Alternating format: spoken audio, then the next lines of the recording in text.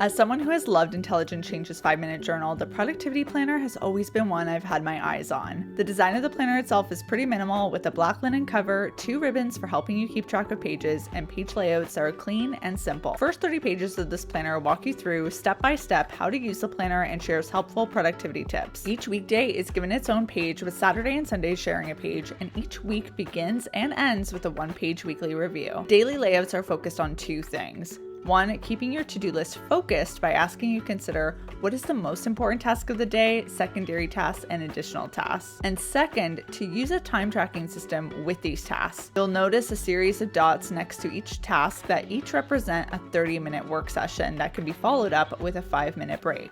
Each daily page also has a section for notes and spots at the bottom to record your productivity score and mood. The question that immediately popped to my mind was, can this productivity planner really make me more productive? I decided to put it to the test.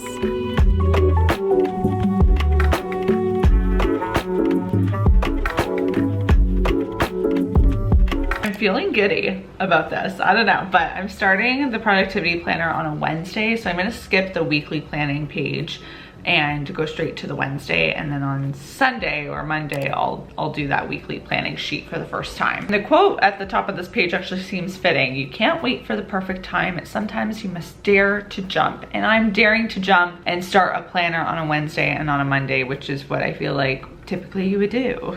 So crazy, I'm going wild. First step, as we know, is to fill in the most important task of the day. If this was the only thing you did today, you'd be satisfied. I have a meeting tomorrow, which should be a really great meeting, but I want to make sure that I'm just prepped and mentally have done the brainstorming that I need to do to go into this meeting feeling like, okay, I'm ready to talk about XYZ. And if I don't do that, I feel like I'm gonna have the most anxiety. So I feel like that is definitely my most important task of the day. I'm anticipating this will at most take me an hour. So my target sessions are going to be 2 30-minute sessions. There you have it. Prep for tomorrow's meeting. Target 2, and I'll fill these in as I go. Now it's time for secondary tasks of importance, and I really want to outline a week's worth of TikToks and Reels. Hit this point where I just really want to get more intentional with how I'm showing up on Instagram and TikTok, because I want to provide valuable content, and I feel like if you don't have a plan or you don't put intention behind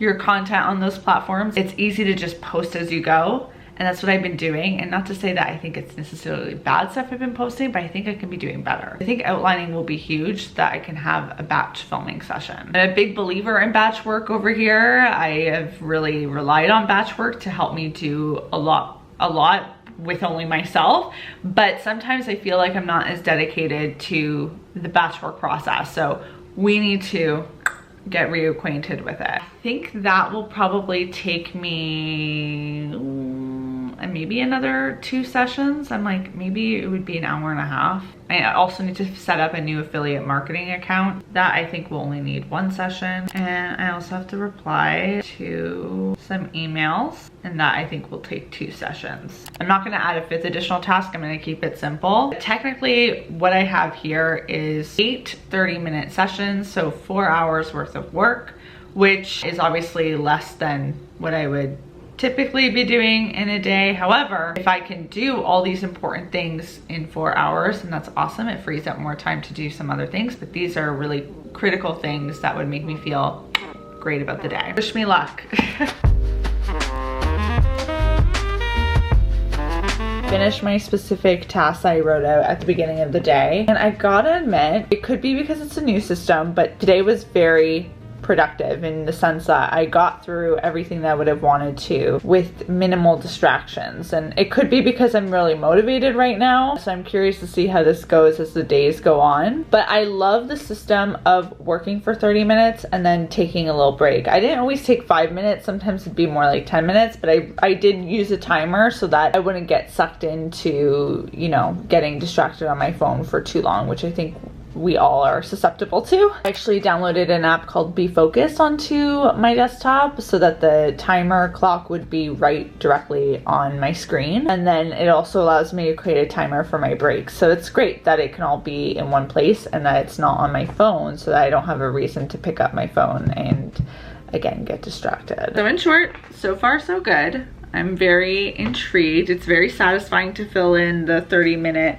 work sessions, and for the most part I actually didn't have to use all of my pre-scheduled work sessions. Like I ended up being able to do certain tasks quicker than expected. I'm feeling really good about it. I'm unexpectedly enjoying the time tracking aspect. I wasn't sure if I would really use that part of it, but I think even if you're not using the time tracking part and you're just doing the most important task of the day, the secondary and the additional tasks, I think just in general that system is really interesting, but we'll see. I definitely can't just use this planner though. I have to use my digital calendar still for keeping track of deadlines and stuff, because obviously this isn't really, I don't feel like it's really designed to do that. So my theory is that this is going to be an accompanying tool, not so much a replacement of a calendar. But now I'm gonna take a step away from the desk. I have to go do for work. I have to go pick up a package so that I'm prepped to film something tomorrow for some branded content, and I think I'll do the fill in for tomorrow.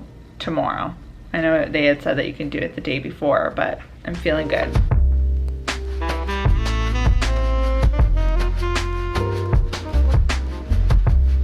Filling out today's planner is a little bit tricky because my most important tasks of the day are technically some meetings that I have, but they're happening at different points in the day, so I can't really follow the process of getting them completed and then moving on to the next task. Maybe I should have rethought how I had filled this in. Maybe that wasn't something I should have considered a task. I don't know. Maybe I should have geared it more to the work that I have to get done. But I'm gonna keep track in this note section like yesterday. Things that I do get accomplished are not included in these tasks. Let's do it. Thursday, the most important thing about art is to work. Nothing else matters except sitting down every day and trying. Stephen Pressfield. I never did an update yesterday, but I did end up getting through everything on my list, just a little bit more dysfunctionally today as opposed to day one. I found it a little bit harder to follow the flow of going only from task 1 to task 2 when you complete task 1 because I had thrown a meeting in there, so I don't think I'll do that. Maybe I'll keep meetings out of it and just focus on tasks related to the meetings, because that can probably be more in sequence. For example, instead of making a meeting my task, prepping for the meeting would be my task, because I always like to prep for a meeting. Also, all of my predictions of how long things would take took longer, except the meetings, because those were pretty defined. These tasks took up a lot more time than anticipated, and I got a few other things done too. I'm about to fill in Friday's slot. I have a lot to get done in a really short amount of time, so to be honest, I don't really feel like I'm gonna be tracking or needing the 30-minute timer system today, because I'm on a tight timeline. I have to grab a train, and before I grab that train, there are things that need to be emailed to brands. There's a video I need to post. Like, there are things that need to get done before I get on that train. I have to pack. So I think just naturally, I'm going to be very productive this morning. But nonetheless, I'm making my targets and we'll get through as much as we can. I feel like this is my first occurrence where I'm like, oh, if these weren't dated, then I wouldn't have to use it on days where it doesn't make sense to use. I mean, a simple title at the top of the page doesn't really make a page unusable, but it feels like you're doing something wrong, I guess, when it's dated and you don't do it. Moving on though. It has been now a few weeks since those first initial clips, and I've got some more thoughts on the productivity planner. This planner is clearly designed to be used every single day. You know that from tells like the fact that each daily is titled with the day of the week, but also because each week begins and ends with a weekly reflection. I think overwhelmingly the thing that comes to mind when I think about this planner though is that I would prefer it to be a tool rather than a planner. But I had that theory quite early on in using this planner, because I found that the whole time tracking aspect to the planner wasn't always applicable to every single day. But more than that, having your plans written in most important tasks, secondary important tasks, and additional task format is really helping with creating better to-do lists, but not so much with actual keeping organized in terms of deadlines and due dates and projects that have multiple steps. The mood tracker and the rate your day element to the spreads wasn't something I was necessarily interested in filling in every single day either. In short, this version of this planner I don't think would be something that could easily replace my digital planner or a traditional calendar system for a planner. There's no monthly calendar that you can keep going back to, so this really can't be your only planner if you are looking for it to be. You would have to at minimum use a digital calendar alongside this. That being said, when I had some intense work days, this planner was really effective at keeping me on track and productive, especially when you're using the time tracker aspect with it. I think is when the magic happens. It really kept me from being distracted. I also love the philosophy of tiered task systems so that you create to-do lists that are more manageable and less lengthy, which I think we tend to do when we think of productive. If we want to be productive that day, we have to do a lot of things rather than asking ourselves, well, let's create a to-do list that actually reflects what's important to be done. Because realistically, you can do a lot of things during the day that aren't actually pushing you closer to certain goals or pushing you ahead on certain projects. Because I did love so many elements of this planner, I got curious and did some Googling, and I discovered that there's other versions of it that exist. The first most recent release is this beautiful blue Indigo exclusive that is meant to celebrate the 25th anniversary of Indigo in collaboration with Intelligent Change. Aside from the fact that it has this beautiful gold edge work that I think really elevates it,